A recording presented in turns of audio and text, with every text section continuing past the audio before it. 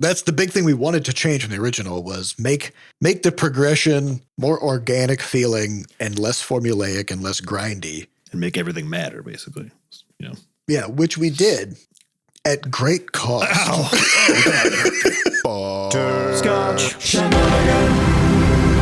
Hey everybody, welcome to episode 514 of Coffee with Butterscotch, the game dev comedy podcast of Butterscotch Shenanigans. I'm Seth and I'm the games programmer. I'm Adam and I'm the miscellaneous programmer. I'm Sam and I'm the artiste. And this is a show where we talk about life, business, and working in the games industry. Today is April 4th, 2020 vibes. And before we get started, we have a warning. There's probably going to be some profanity in this show because there always is. Mm-hmm. So be ready for that. That is the main reason. We'd also like to thank our recurring supporters over at moneygrab.bscotch.net. Thank you so much for donating to help keep this podcast going. So it is, as we're recording this, 6 days to launch. And when it comes out, 1 day till launch. Yeah. So I think what we're going to do this episode is we're going to talk a little bit about just kind of what's it like in the studio right now. What's the vibe? What's the vibe? And then we'll take some questions from the Discord, from the Bscotch Discord, from people about Crashlands 2 and kind of get into the weeds a little bit. And if we have any new listeners, because we do have a link in Crashlands 2 that goes to the podcast. So, we're assuming that we're going to have a little bit of an influx of new listeners. So if this is your first time listening, welcome. Yeah. Thanks for stopping by. So let's talk about Crashlands 2. Let's talk about the launch. How you guys feeling? What's it like? What's the vibe? Where are you at? What is the vibe? It's pretty good. I think it's cautiously optimistic is sort of the vibe. I feel like it's been the vibe, Mm-hmm. But on the back end, we're always looking at like what's happening to the game on the various platforms, right? And I think at this point we've secured all the stuff that we really wanted to secure as far as the launch goes. That we can know we're going to all three platforms are supposedly going to be doing some amount of featuring on launch day. And none of that's ever guaranteed until the day happens. But it at least is all very promising. Wish lists are going up day over day. So wish lists are up a lot. Yeah. So that's good. And then we did some searching around to see, the preview embargo lifted, which internally we'd always roughly guessed was going to be like kind of negligible because we didn't. I don't know. Previews are weird for indie games in general. Yeah, the preview embargo just means like they can show some gameplay basically. Yeah. But gameplay videos are already out there because there was a demo and stuff like that. And so it's not really that big of a deal for press to be like, we're going to post a video of gameplay. So, there's not too many preview videos coming out, at least at this point. Yeah, there's not a strong incentive for that. Yeah, but what has happened, sort of, in some ways, I think without us even really quite knowing it, is we've landed on like all of the lists for all of the like biggest games coming out in April sort of vibe, right? Yeah, top games of 2025. Well, and importantly, when we were deciding on our launch date, we were trying to find a date that was earlier in the month because historically we've often launched late in the month. Mm-hmm. And whenever people are like, hey, here's the top games coming out this month, they order them by date usually. Yeah. And so if you're coming out toward the end of a month, you're at the bottom of every list and nobody sees your game. Yeah. But that was, I think what's interesting there is like, I think probably there's some interaction between that and like what we're seeing as far as the like, unique preview coverage for it, which is like all of these lists come out actually like basically final couple of days of March, first couple of days of April, right? Mm-hmm. So the most prominent one we got in was I think the Game Ranks top 10, which like has like 660,000 views or something on that video, which is great. Yep. And we're just like number 7, just hanging out in there. So I think part of it is there's already kind of like a little machine there, picking up all the smaller games, like all the indie games, not the AAA stuff, into these lists and stuff like that. And so we did manage to get all those, and that's really good. But yeah, we're just kind of it's eerie. I think we're in an eerie state right now because we kind of went all hands on deck for the beta, which ended a few weeks ago, I guess.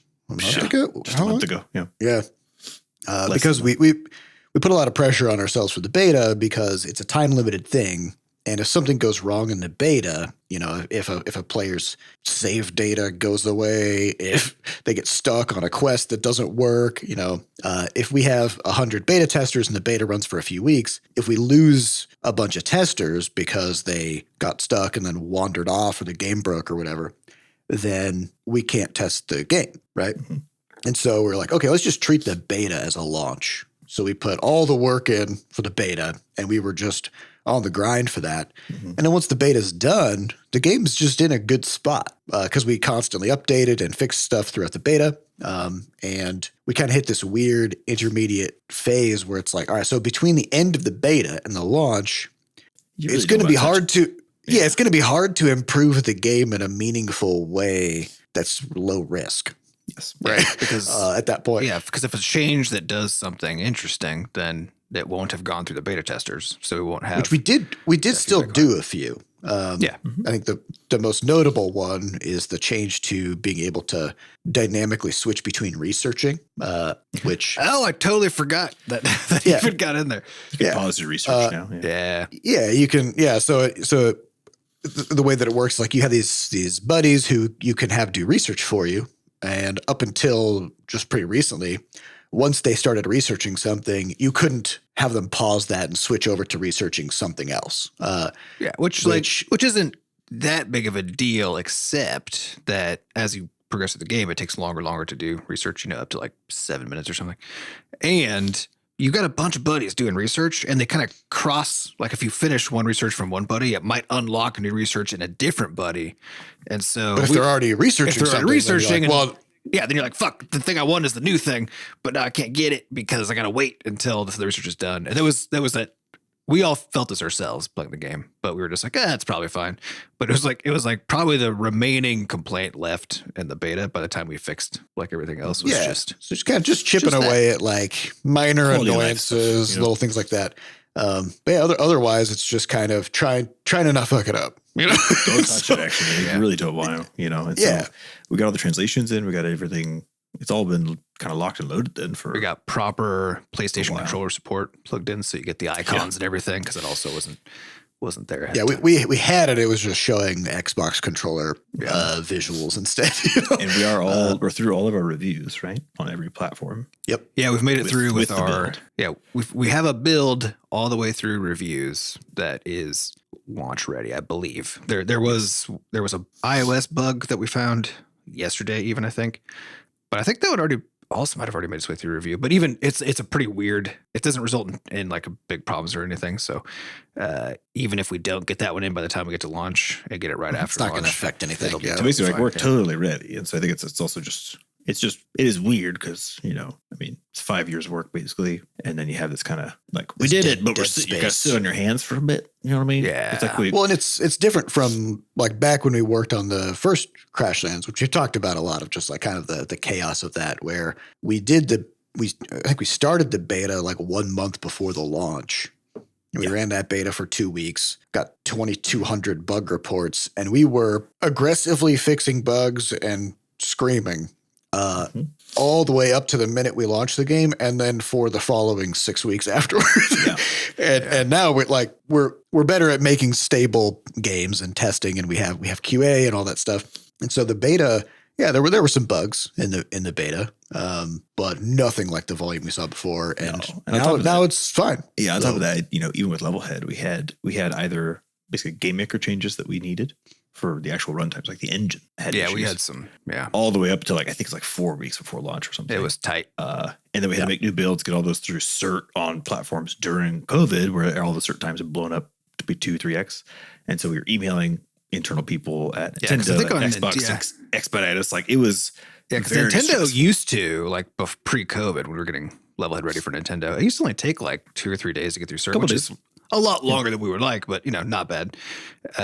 But once like beginning of COVID, it was taking like 4 weeks, I think. Well, because they switched their entire teams over to remote work because everybody did, right? Mm-hmm. But at a company at that scale, that's a huge change. And so trying to figure out like how do they run things through their certification process while also developing new ways of communicating and tracking everything. And, so and a lot of things got securely dumbed because down. they're also all of these consoles are just obsessive about security and access to devices and access to their networks and all this kind of stuff. I mean, the one we can't get into, all the details, but back when we were trying to put original Crashlands on PlayStation a million years ago when we were looking into it, holy shit, that documentation, just to get access to stuff, there was 3 networks we had to get into, and each one had different, they would have a IP address that was static that they could then whitelist on their, there was just it was just this It's enormous probably getting access to a PlayStation is probably harder than getting access to a nuclear silo. It may be, I would bet. Especially given the budget now. I think there's a lot less stress than on just the what I call the technical rigmarole associated with launching a game this time around, right? Because we've got much better at it. We're more lean on the platform targets to start with, so we're not doing the consoles, right? Which honestly takes so much nonsense out of the equation. It's great.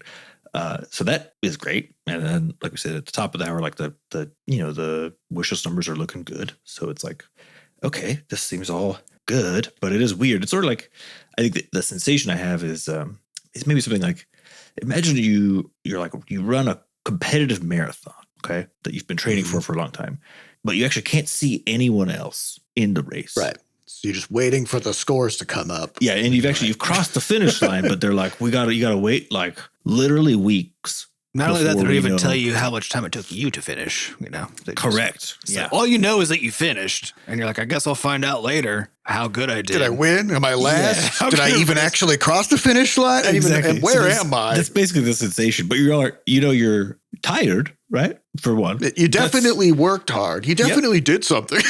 and you did it vaguely, right? But any of the results of that are still just kind of out there. Yeah, so my WoW guild mates are so you're coming back to raid after April 10th? And I was here's the deal. April 11 onward on my calendar is a black void. Yep.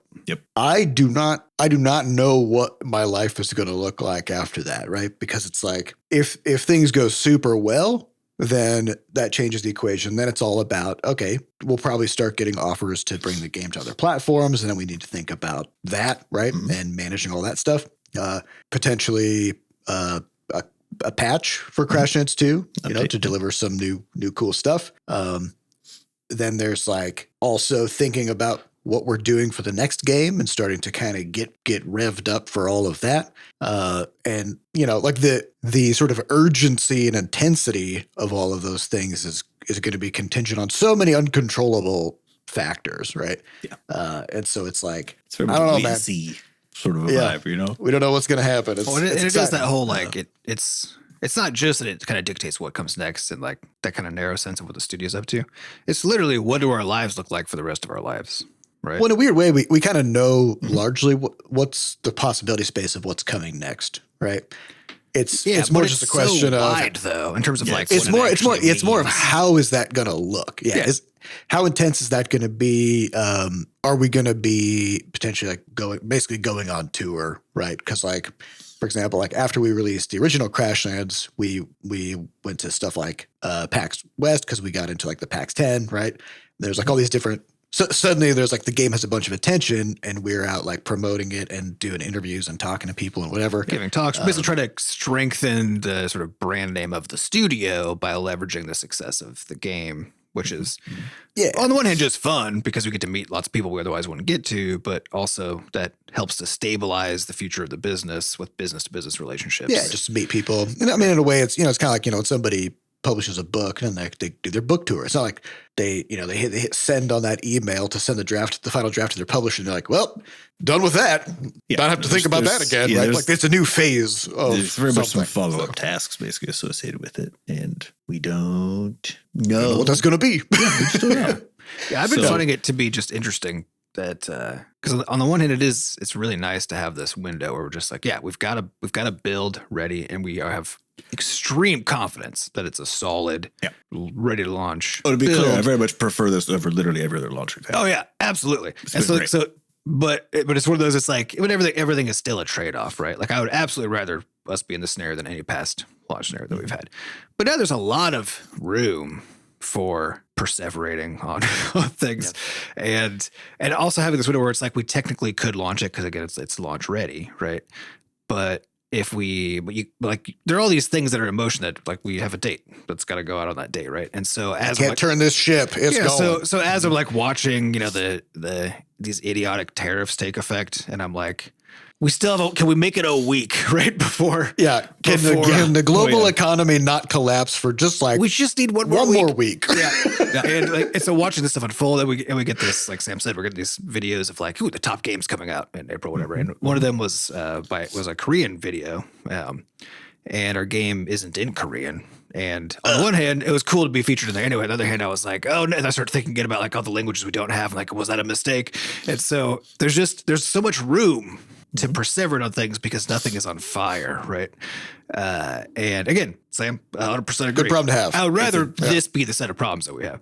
Yeah, it's a different kind of discipline that's required at this point, right? Which is just to say the goal is to basically do some of that reflecting, frankly, do some of that rejuvenating work of like, take a fucking beat, right? And then ideally, try to think some big thoughts that aren't getting strictly into like the more negative, rumination territory, but just like what could happen. But just like, okay. But it is the annoying thing though, right? Of doing this kind of work is that there's no such thing as being able to fully chill. There's just, unless you have a blockbuster that just puts infinite money in your bank account so that all decisions are fine, even then you got stuff to worry about, but like, well, yeah, even then it's still, it's still the case that like every day that passes that you're not like working toward something is just money burned as a studio. Right. And so, I won't speak about what we are working on right now. But a couple things. We're working on some projects that we're hoping to get out in the near future, but like it's kind of a weird state to be in because we're not fully working on them. Like we're kind of bouncing back and forth between a couple different things and keeping an eye on Crashlands 2 and making sure we play Crashlands 2 every day. Keep it fresh. Keep it just generally tested. Be ready to talk about it a lot because that's the other thing. Like you guys were saying, if things go well, we're doing interviews for things. We're talking up the game in various contexts. We're talking to potential business partners about the game and so on. Like we have to just pitching GDC talks. We just have to have our brains fully online about the game all the time. Which is also kind of a struggle too, because there's this like push and pull between being like, oh, finally it's done, and wanting to just be like kind of step away and be like, it's done. Can we just stop? But also it's because it's like done and in a really good state. I know for past titles, I felt a lot more like wanting to kind of wash my hands of it because it was so stressful getting it across the finish line. But since this one has been, we get to cross the finish line in a really chill kind of a way.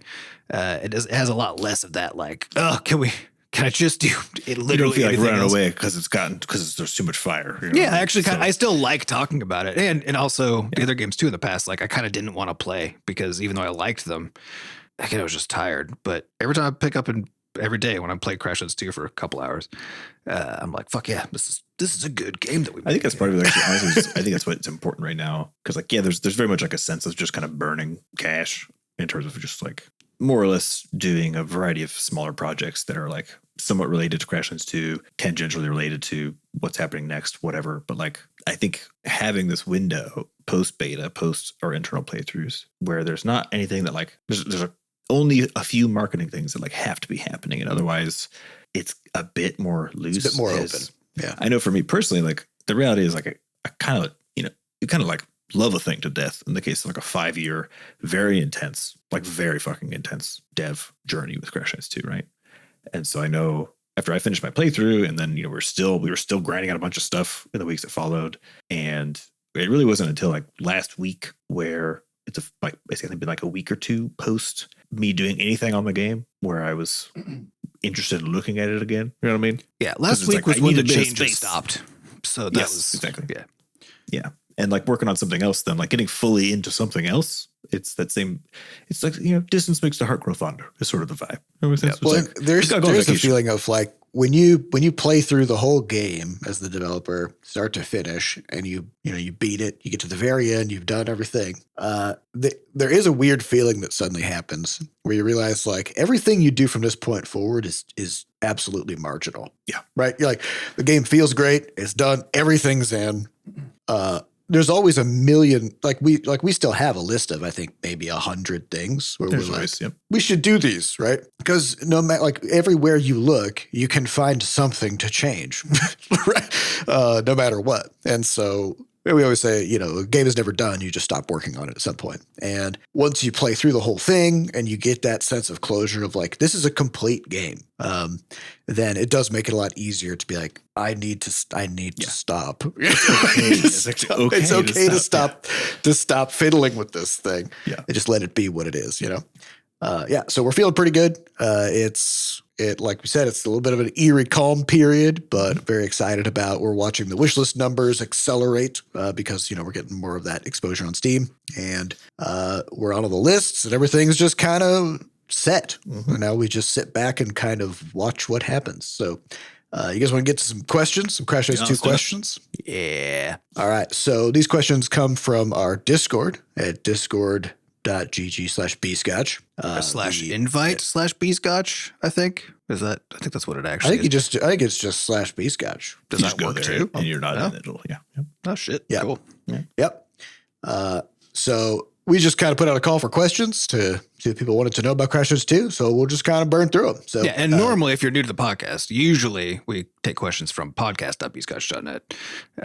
But we got like an upvote system so people can upvote what they want to hear us talk about. So you can also pop questions in there for the longer term stuff, right? But yeah, we just had this pool of questions as we were leading into the launch for people who don't necessarily listen to the podcast but are excited about Crashlands 2. So we wanted to make sure we got a broader survey of the questions people had.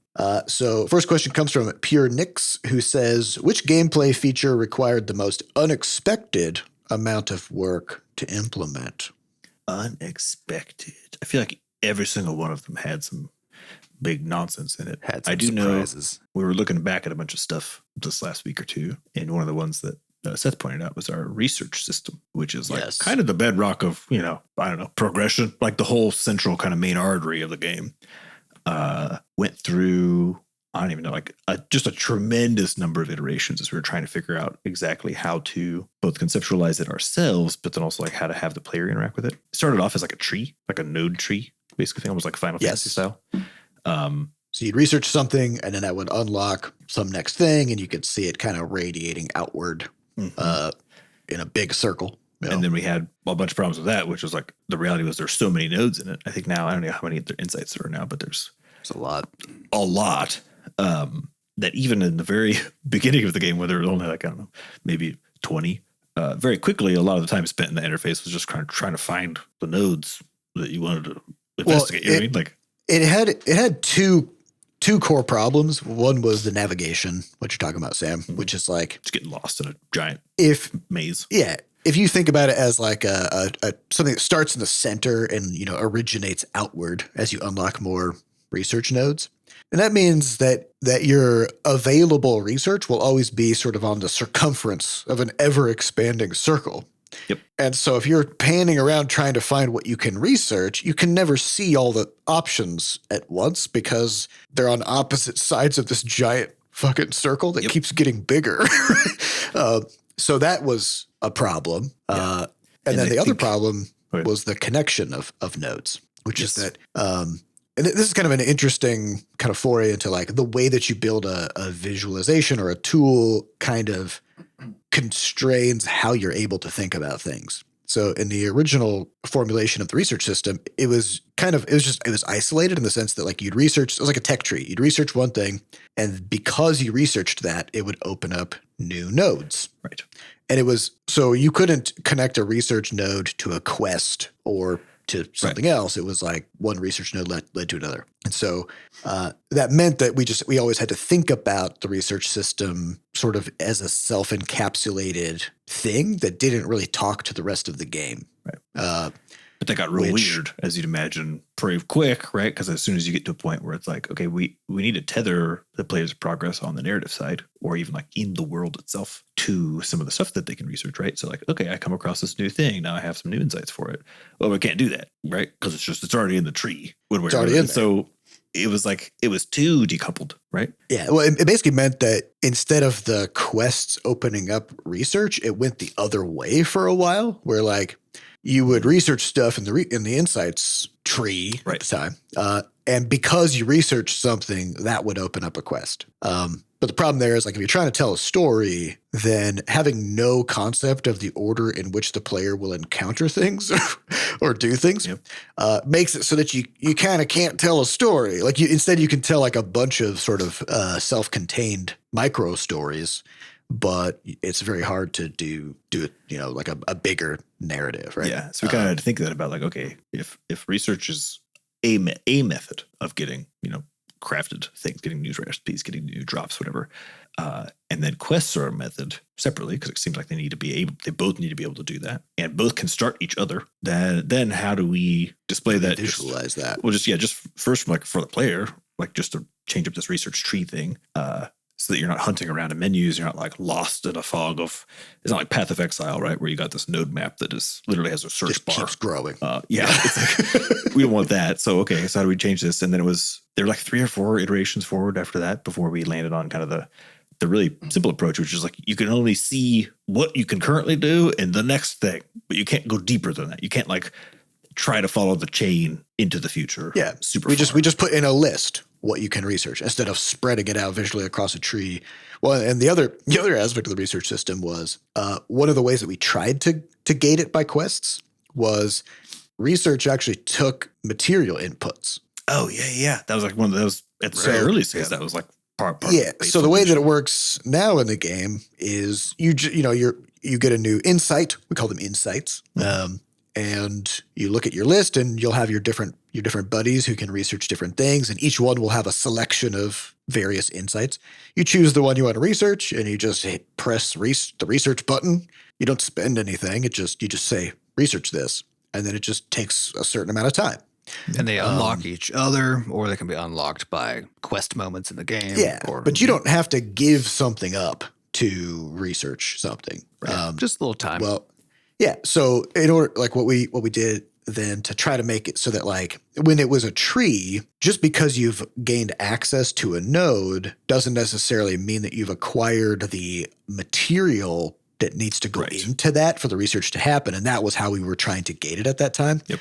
But it had this really bad feeling where the things that made the most sense for material costs, like let's say you're unlocking a new armor set, and that armor set is made out of pop bark. Okay. Right. The material that makes the most sense as a requirement for that research is pop bark, right? It's like, oh yeah, let's research if we can use pop bark to make this armor. So you get this like bullshit double dip feeling where it's like, double dipping. I got to turn in like all my bark just to get the recipe.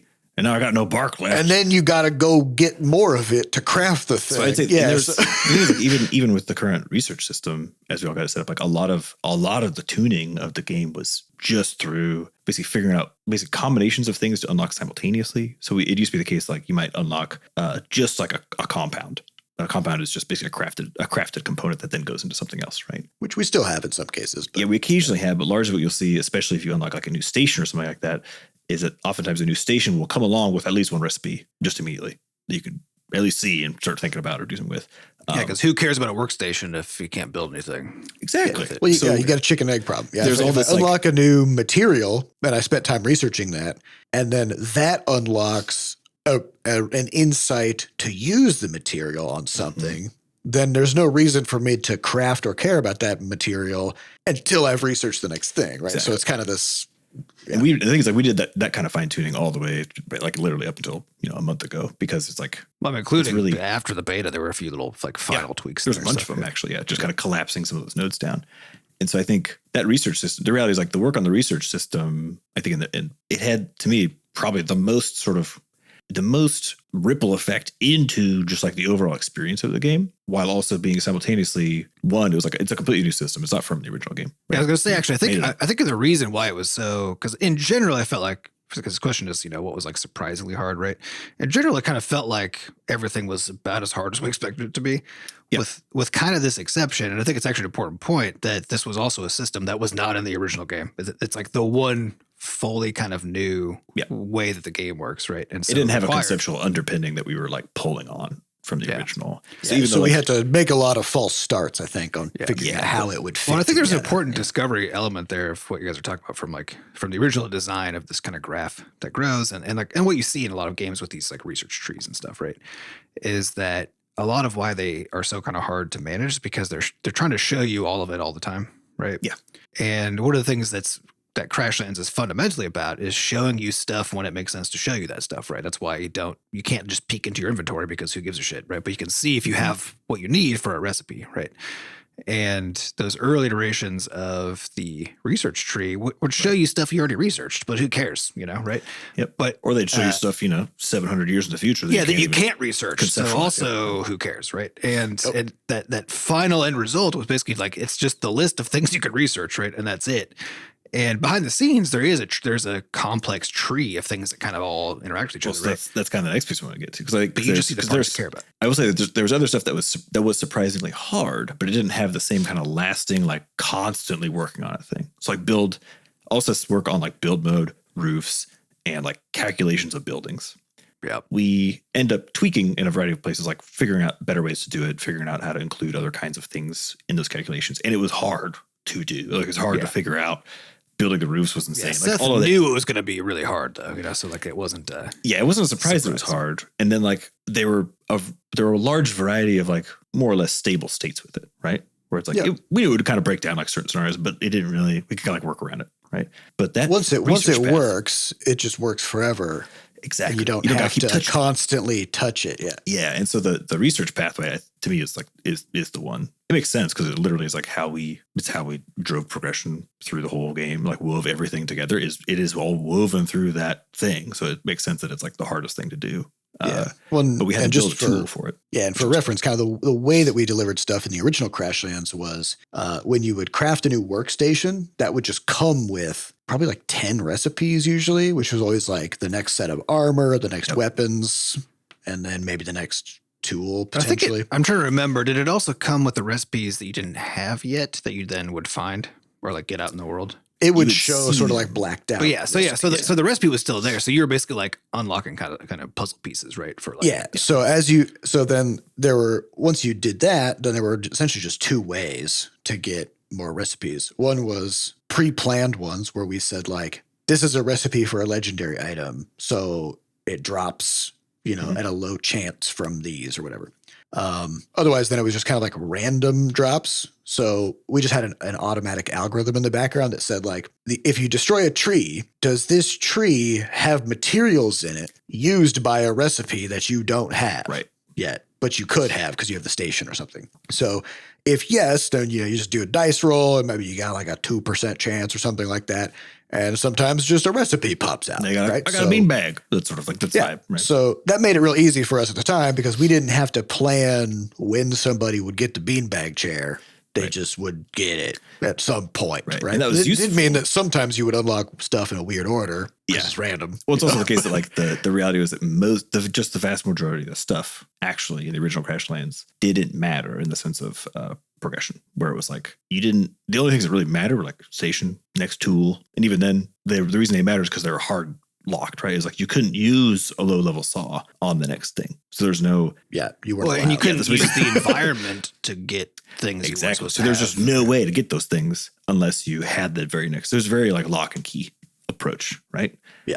And that's a big part of the reason why the original game I think has that it just doesn't keep opening up after the first. It's why we were able to make it so much faster because like it has like a similar, I think, like number of things, but most of them would just kind of exist. Like the decorations for your base, they don't talk to any system. Like you get the recipe, you make your bubble machine or your beanbag chair, and nothing requires it. Nothing talks to it. It's not hooked in. It's not integrated. It's just there, right? Yeah. But yeah, in good questions too. Even items that go into your base, they are connected to quests and stories and stuff like that. And so everything is, I mean, we've said this a million times, but like almost all of the hard parts in games are integration challenges. Yeah. In Crashlands 2, what I mean by that is just, we happen to make a thing that was like just like the most intense weaving exercise, no demand. Just like, well, it's that if you want any given item to matter, then that means it has to be connected somehow to meaningful things going on in the game. Right. And most things in Crashlands 2 matter. Yeah, that was the at goal. least somehow. Right. Yeah. And in the original Crashlands, most things didn't really matter. Yep. And so it was easy for us to make a lot of them and just kind of let the chips fall where they may, right? Like if you just keep chopping down trees, eventually you'll get all the recipes for the sawmill. And you don't need any of them because who gives a shit? Just keep attacking creatures. You're going to get some eggs. Yeah, so you're just going to get an egg. You can build a base, but that's like a big, vague you don't have thing. to. Actually, it's not even a base. It's literally just disconnected floors and walls actually in code. Like it doesn't know that it's a base. You know what I mean? It's just stuff. It's just a base in your mind. So with the deep integration that everything has in Crashlands 2, that meant that like how the insights worked was a huge undertaking. And then we also have this comforts system, which gets to another question that somebody had from Discord. So this is a question asked by Morphle, who said, I think you mentioned that building in Crashlands 2 is not only for aesthetic purposes and that it serves an actual gameplay purpose. Could you elaborate on that? How did you balance building so that it's meaningful from a gameplay perspective, but also leaves enough freedom for customization? So this is then where the comforts system comes in, which is the other completely new thing in Crashlands 2 that didn't exist before, which is that as you recruit companions, you meet these different characters and they join your base basically. And each one of them has their own story and their own quest line and personality and all these different characteristics, which means that you can't just like throw them in a closet. Yeah, they're not a workstation. We didn't want them to feel like a workstation. You know what I mean? Where they're just like they're people. Yeah. And so they have things that they want in their space. Maybe like one of them wants a certain type of a workstation. Maybe one of them is really interested in, in companionship. And so they want to have like a space that's set up for socializing, So it's like, oh yeah, I want like a big table with like a bunch of chairs around it in case I want to invite people over, stuff like that. And so, so the base building then is you basically kind of like, as you unlock all these different recipes for decor items and stuff, you can just craft them as you like. But a lot of times your companions will specifically ask for some of those things in their space. And in many cases for you to arrange those items in certain ways or to like have certain relationships. So it's kind of like a nice then meeting of like your companions will ask for specific things that if you want them to research faster or to advance their stories, then you meet those comfort requirements. But then, you also have lots of stuff that you've unlocked that your companions maybe don't ask for, different styles of things and things like that. And you're free to build your base sort of like around all of those constraints as you like. Yeah, and I guess the way I think about it, like the constraints aren't, so especially in the early game, they aren't particularly onerous, right? Like the whole goal with it was like one character is just like, I want a big room. Exactly. And so it's like, it can be whatever shape you want. It just needs to be a certain, like, it's just big. Footprint. And so there's a bunch of those that they're vague, where it's like we have a tag system in the back where it's like someone might say something like, I want some tables in my room, like Seth had mentioned. There's a bunch of things that are tables. So so you can just pick one that you like, right? That goes with the style you want. The tricky part was actually basically deeper in the game as the number of these comforts stack up for all the different buddies. We had to figure out how far to go in terms of that specificity, because it was more and more likely basically that as you went deeper in the game that you kind of already had set up maybe some of those items in a way that the comfort would just like autocomplete basically, because it would be hilarious. Yeah, buddy would be like, I really want like 3 of this type of a light. And then you already had that. So as soon as they ask you for it, they're like, so anyway, thanks a lot. That really helps. It's so like, oh shit, I didn't do anything. So as you get deeper, the comforts get deeper, they get a bit more about arrangement of specifics, right? Because we had to have some way of being like, pretty sure there's like very, very low odds that someone has already done this way, right? in this particular configuration. And so what we found though is like, it was definitely a concern of ours with the original conception of it. We knew we wanted to do this with the buddies. That was the whole idea. Like you bring the buddies in your base, they do research for you, and you provide comforts for them in your base. That was like the high level design thesis of making the whole system actually a thing in this game versus the original. The exploration we did was basically how far we needed to push it or how specific we needed to be on those comforts. And what we largely found is as soon as you provide just like a reason, like a lot of the comforts are one or two things. It's like, I want some barrels in my room. That's it. I just want some barrels, right? A lot of people need barrels for a lot of different reasons. I mean, because you got to have a storage. You need storage. And like closets haven't been invented yet. Okay. So we'll get there. But like a barrel is just a small closet. Yeah. So. What we saw then as far as the results is like, if it's usually just, a craft or two, typically, of an item, one, the items don't cost too much. And then two, all we were trying to do really was like essentially just jumpstart people's own creativity in a space, right? Which is to say, hey, you already need to build this thing. And it's not too hard. So yeah, this person asked for like 2 barrels. And while you're at it, you're like, well, I mean, I'm going to arrange these because I'm a person, so I need I'm going to set them up. And then I think about it, I'm like, oh, well, sometimes, but you may not care. And that's fine. You could just throw it in the room and you may not move on, So it has enough flexibility in it where it's like, it's just not. Yeah, well, I will say, yeah, good. Because we also use this system for pets. Yes. So pet egg hatching requires incubation. And this one's a little bit more temporary. Yeah. So for every single egg, every egg has some environment that you need to sort of cultivate for it so that it can hatch. So, I think they might be like, I like it noisy, like put stations near me. And, this egg should be in a room with people and workstations because it's like it responds to energy, and so, but once it hatches, then you can put the hatched pet wherever you want, and it doesn't really matter. But to get the egg hatched, there's a certain set of circumstances you need to create using the base building system, and all that is kind of connected to how like Sam was saying, one of the early challenges was like in the original Crashlands, the game didn't have a concept of a building or a base. It's just there's just stuff that you just put down. Yeah. And in Crashlands 2, if we wanted to make this system work, then the game has to know what a building is and what a room is.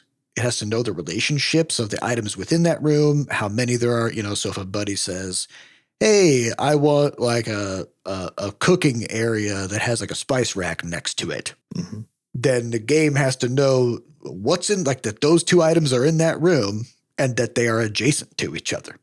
And so they got to know what a room is. Yeah. Yeah. What's a room? Yep. How do you know? Yeah. How do you know these things? And so figuring that out in an optimized way was definitely a challenge. But again, like once we have that tally and relationship system in, then it's done. Yeah. And then it's all about using it to create these comforts and requirements and stuff like that. So then on the back end to manage all this complexity, and like actually now that we're talking about it, I didn't realize even, I guess conceptually, I never thought about the fact that the research is sort of like the spine of the thing. You know what I mean? And like actually where all of it sort of everything circles back to and originates from. Certainly like when we start out with the design, because again, as we're talking about, that's a new system. You don't think about like putting a new system at the heart of the thing, right? Because that doesn't seem correct, so to speak. But like we tried not to in a bunch of ways, but it just kept ending up there. I think there's an important note there, which is in the original, we had tried something like this actually. We had a science system. Science points. Yeah, science points. As you like killed stuff, let's say you deconstructed. I forgot about that. Yeah. Yeah, you deconstructed wampus, like a bar is filling up, and then once it filled up, then you could pick from a couple little recipes. Blue science balls would pop out of stuff. We had like several levels. This is also why the original game even had the compendium, which eventually just turned into like a wiki, basically. But originally it was that you had like bronze, silver, and gold sort of like knowledge. About something. But again, it's a chicken egg problem because if you don't have any use for the materials that a wampet drops, then if the way that you would unlock a batch of recipes is by killing a bunch of wampets to get your science points, right? Then you're just running around killing wampets in a one-dimensional purpose, which is like I'm just getting science points, and I hope that there's something useful that I get from reaching bronze level knowledge or whatever. And so you would have to go out and do this kind of like grind for an unknown reason. It wasn't good, I guess. It didn't feel good. Yeah, it was really bad. I think we caught that in the first like 6 months of Crashlands. Yeah, it was like we always wanted some other. It was clear we needed some other mechanism, right, for delivering progression other than just quests and random bullshit, right? Because it was just not quite like it had too many spikes and troughs in terms of like the play experience. But I think what's interesting is that in order to do all this, then we hit this point, I think after the first year, where we were still only 2 tiers, like 2 levels of content in. So if you're playing the game currently, it's basically we'd only made it through stone stuff. We had stone armor, we had a stone station. And conceptualizing how to put everything together going forward became completely impossible. Like we couldn't think about all of this interrelatedness because quests were opening comforts were opening insights and other quests. Insights themselves were opening quests. Like everything was just talking to it. Each of these 3 progression systems could unlock each other. Yeah. And in any way. Yeah. And every time we tried to simplify it, or we were like, okay, let's just not do it, then it immediately felt kind of grindy or rote in that particular, whatever that avenue was that we did. Or it was separated in some way where it didn't let us, deliver like a more epic, full experience of you adventuring and like growing power.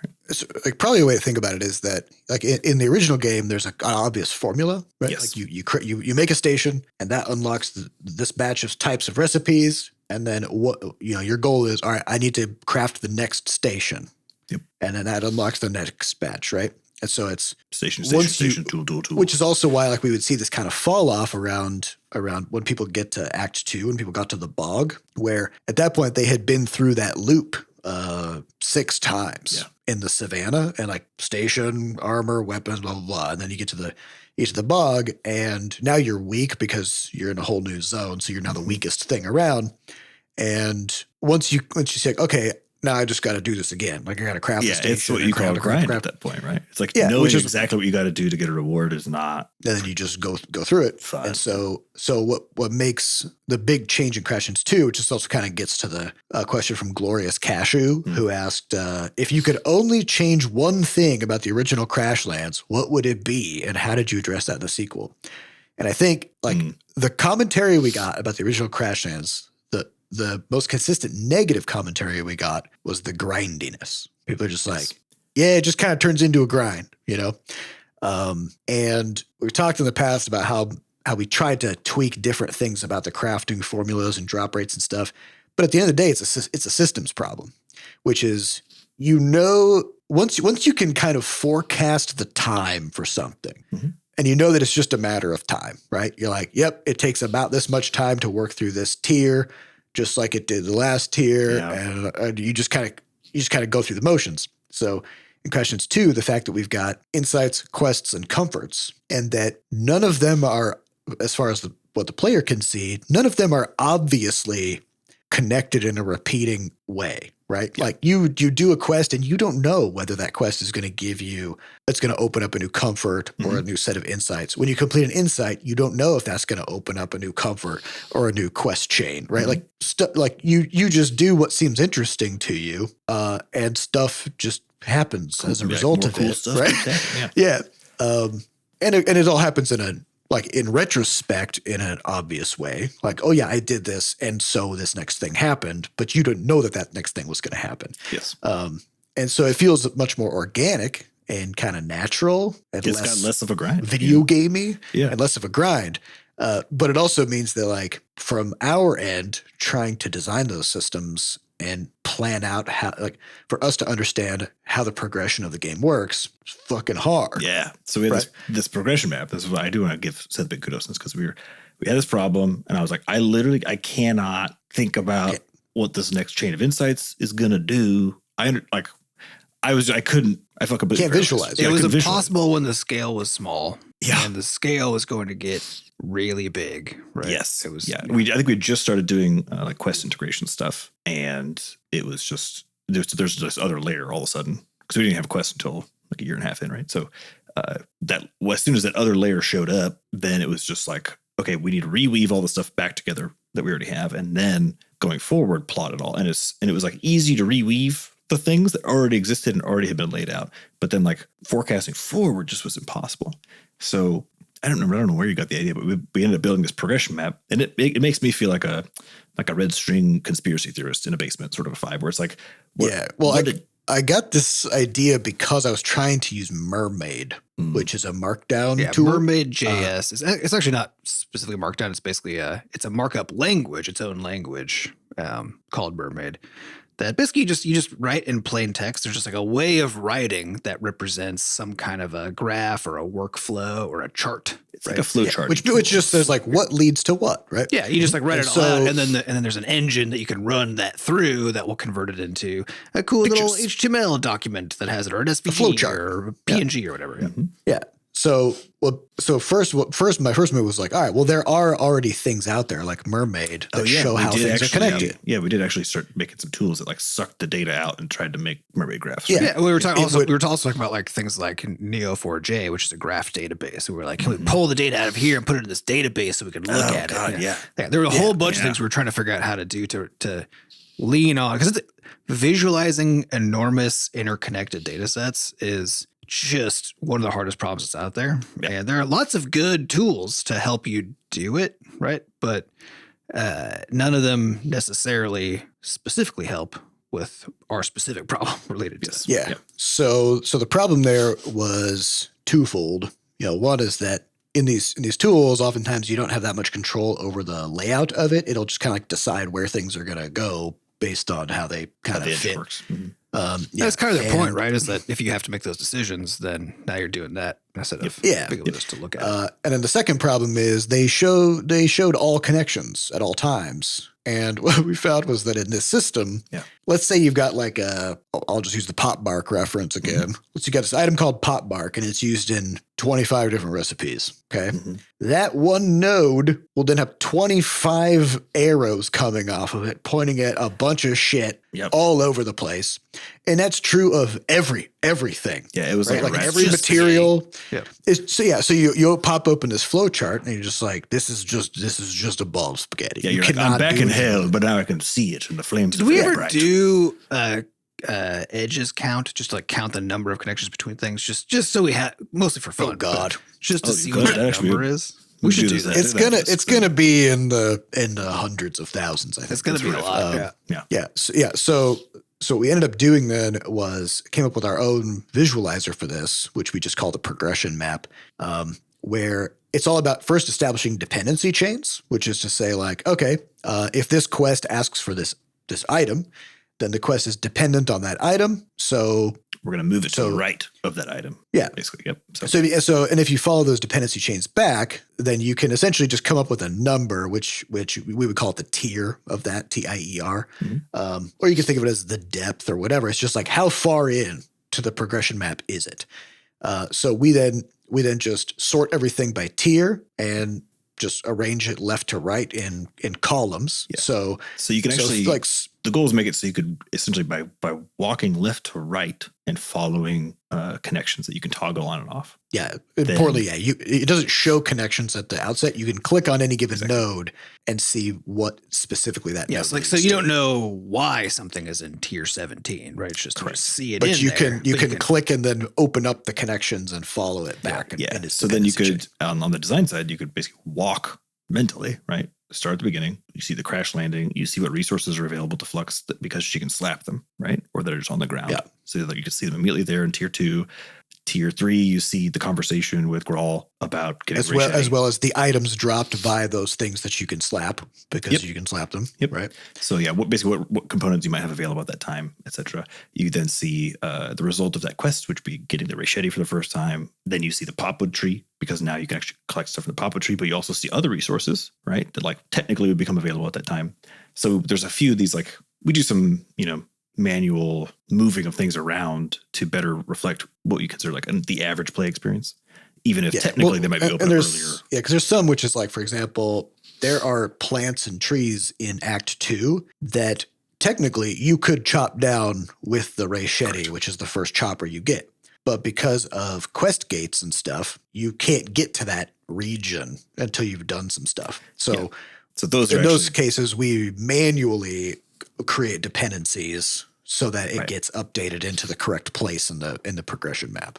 Right. So then by using that tool, then we're able to walk through, and I think it's like 200 fucking tiers deep at this point. And we're talking like a dozen plus things oftentimes like in one of those columns, one of those tiers.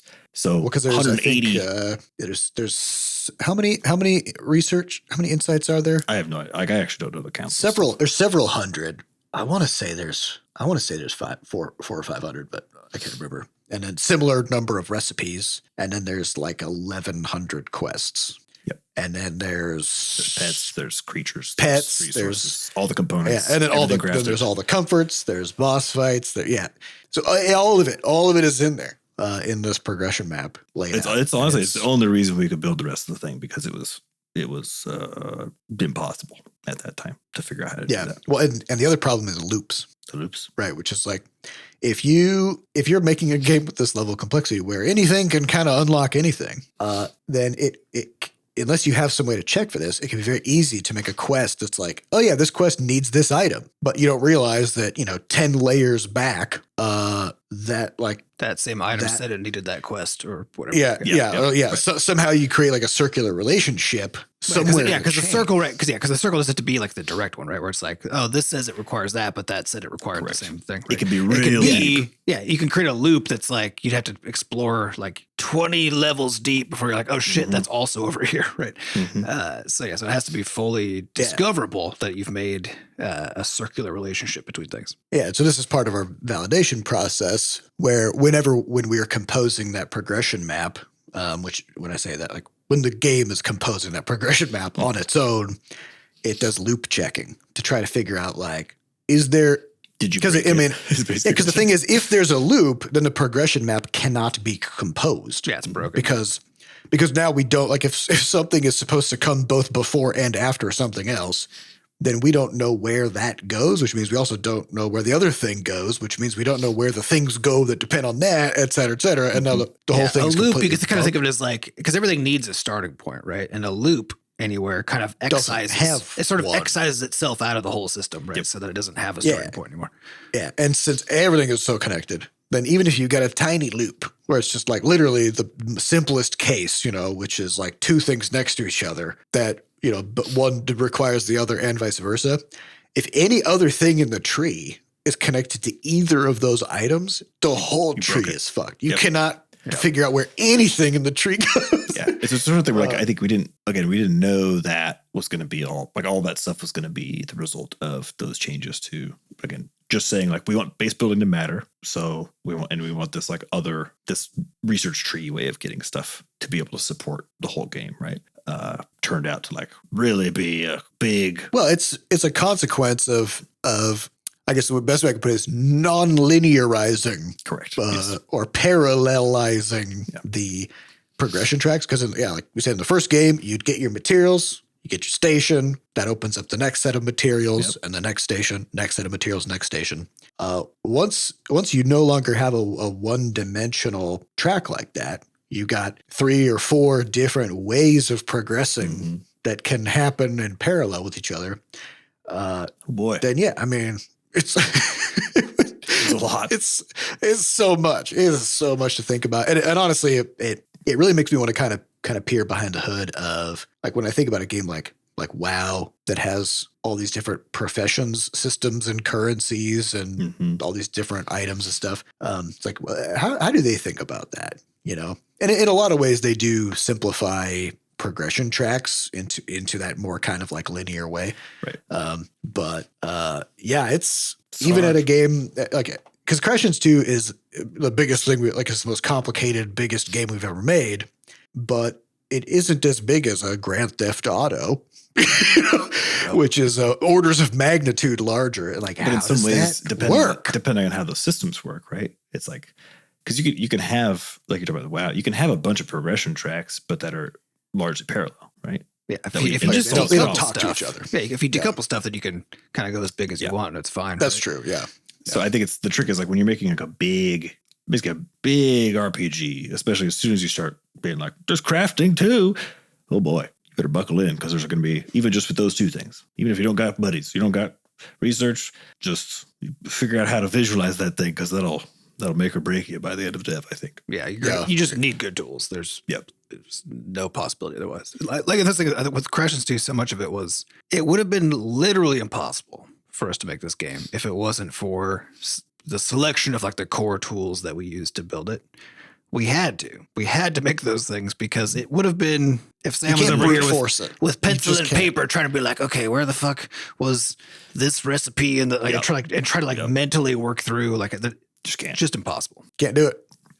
So that's that's the big thing we wanted to change from the original was make the progression more organic feeling and less formulaic and less grindy and make everything matter basically.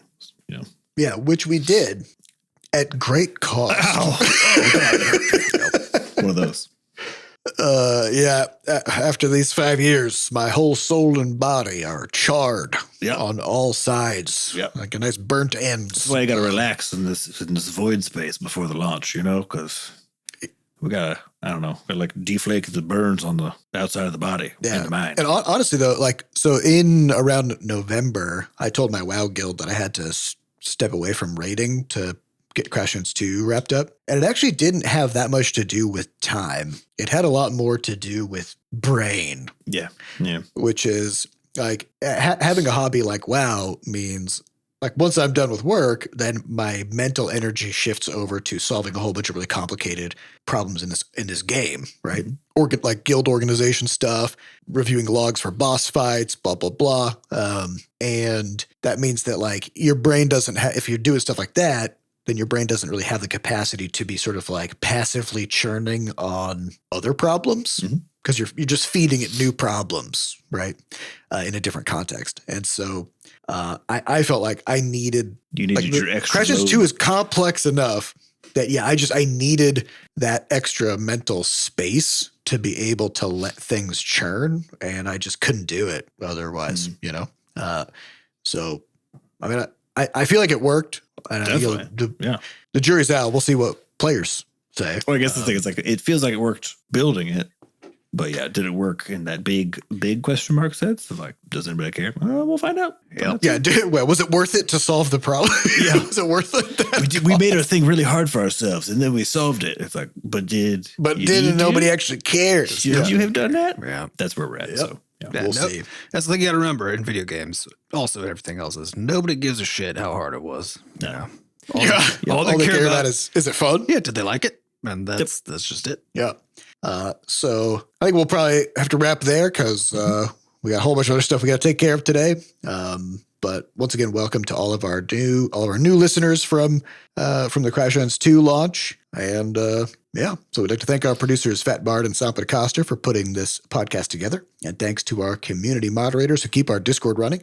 To get more involved in the Butterscotch community, you can just go to podcast.bscotch.net, where we have links to the Discord, a way for you to donate, and links to the podcast archives. And if you haven't yet, you're running out of time. Get over to Steam and give Crashlands 2 a wish list because when this episode comes out, it's coming out tomorrow. Yep. Or just buy it if you're listening to it after the day. Yeah, or just go ahead and buy it because that'll help us quite a bit. If it's April 10 or beyond, buy it and please please leave a review because that helps drive all those algorithms. Yes. Especially our lifeblood. Yeah, especially a good one. You don't need to leave bad reviews. Yeah, you can if you don't like it, that's okay. You can just don't worry about that. You write that on a piece of paper, burn it. You just burn that. Just burn it. Don't worry about it. That'll show us. Otherwise, head on over to Google Play and pre-register or just buy it. And on the App Store, you can pre-order or just buy it. Yeah, you can pre-order it or order it. You can do either one of those two things. So all those things help us out a ton, and we appreciate it. So thank you all for listening. We'll see you next week. Goodbye. Bye.